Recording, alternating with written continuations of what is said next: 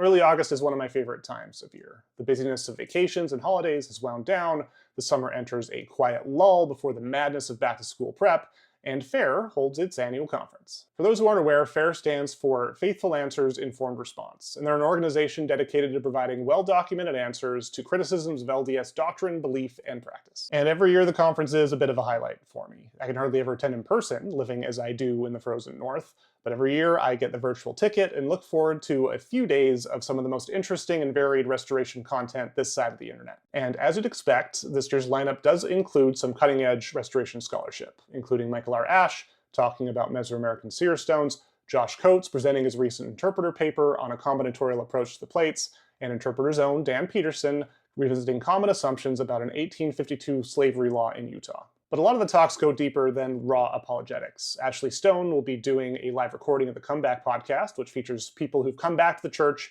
after deconversion and harrowing faith crises. There are a number of talks and panel discussions reflecting on gender inequality issues in the church from a faithful perspective, including women like Morgan Kohler, Barbara Morgan Gardner, Jennifer Roach Lees, and the always interesting women of War Radio. And then there's Brad Whitbeck and Zach Wright, who I constantly see on the front lines engaging with critics, talking about how to contend in a positive, peacemaking way. But the one I'm looking forward to most is probably Brandon Mull, whose New York Times bestselling novels my daughter has read.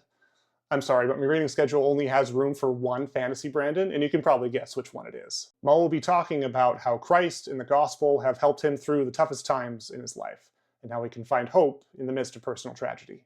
The conference is coming up on August 6th through 8th in Lehigh. Check out the description for tickets and info on the rest of the speakers, and maybe I'll see the back of your head there as I'm watching online.